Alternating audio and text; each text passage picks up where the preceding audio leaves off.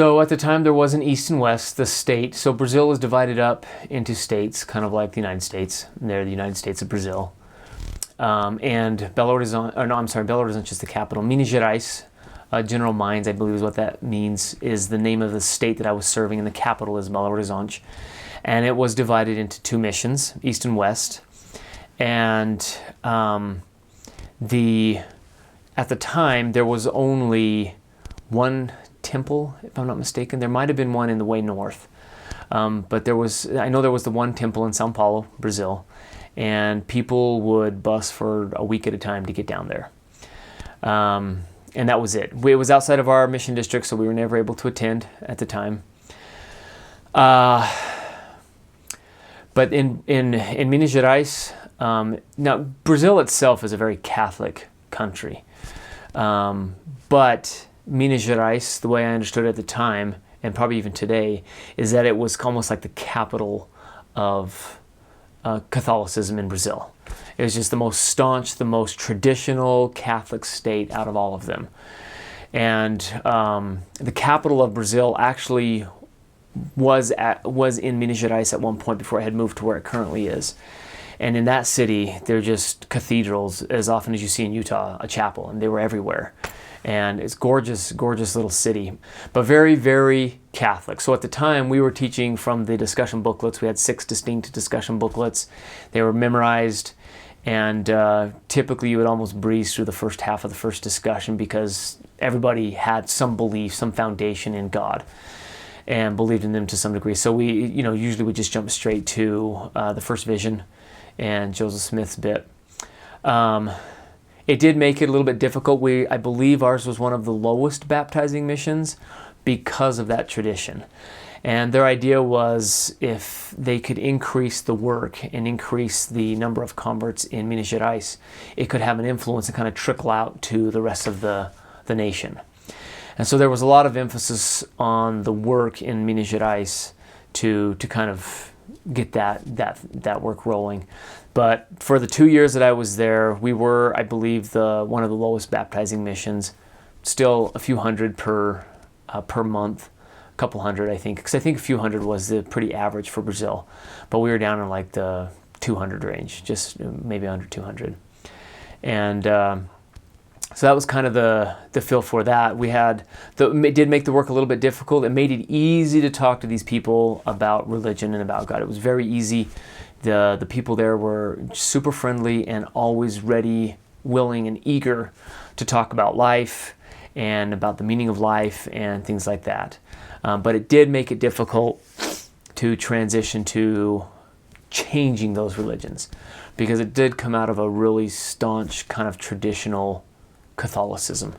We had one young couple, beautiful young couple. We loved teaching them. I would say my testimony grew a fair amount in teaching them. The Spirit was just really, really strong as we taught this couple. Probably one of the strongest experiences as we taught them.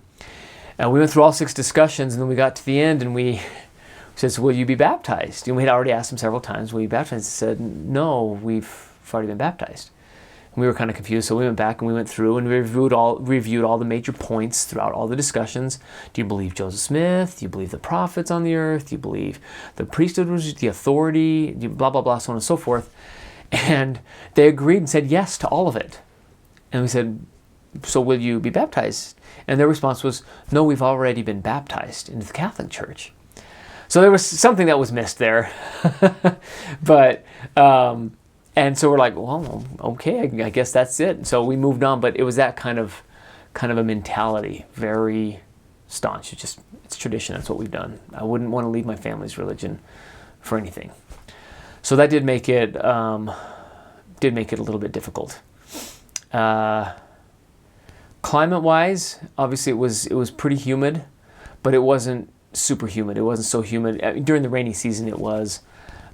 So we had a pretty mild climate. It wasn't like the rainforesty, jungly place like you'd think in the Amazon, like you would imagine in Brazil. There was even one city that we lived in where they had all left for Carnival, and where we were was really close to the beach. The beach was outside our mission, but it was really close, so they all bussed out to the beach. And it was just classic. We were walking down the street, nobody's in the street, just me and my companion, and just tumbleweed blowing across the street. I mean, you couldn't. It was the most abandoned town. It was just classic. And then to have the tumbleweed just kind of reinforce that. It was really funny to watch. But in the capital, in Belo Horizonte, there were wards. You did have several wards. You had stakes, obviously. As we got out into the further cities, I served mainly in branches. You'd usually have one, maybe two branches in the cities that I served in. There was one small town that was quite busy, quite active, and had 4 branches and actually had a chapel built. In most cases, I think outside in most of the cities that I served in, if not all of them, except for that one, we were meeting in room spaces above stores, or in just little roadside, shacks, things like that. So nothing major, small little branches. Attendance could vary a lot. In fact, the extreme north city was one where they had the 4 branches, wonderful members of the church up there. But in the extreme south, they had an experience with missionaries, and it had completely depleted. There were probably about 20 people who attended on a regular basis in that city. So it varied a lot. When you went, like say, when you were in close to Belo Horizonte, you would have the chapels and you'd have regular attendance, and you'd have 100 to 150 up to 200 people attending. But for the most part, I was in branches with low attendance, and a lot of work to do, a lot of reactivity as well, a lot of reactivity. At the time, like I said, we were doing memorized discussions. When I heard about Preach My Gospel coming out, I loved the idea of it. Having a memorized routine, I felt, for my personality, kind of restricted me a little bit more in relaxing and really engaging in conversation with these people and getting to know them. In my life now, as I'm thinking about when I interact with people who think differently, which is nearly everybody, right? My own children, members of my own ward, I feel like one of the things that I feel is important is to really just take the time to listen to them and hear them. Hear where they're coming from, hear what their experiences are.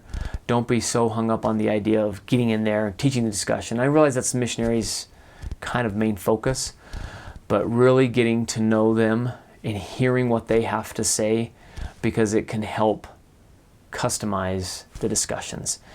And and like I say, with the memorized portion of it, I feel like that made it difficult for me, because I had this bit that I had to get taken care of to be able to make sure that they were ready to be interviewed for baptism, and not really making sure that they were understanding the principles of the gospel, especially as it related to them and their life's experience and the things that they had gone through.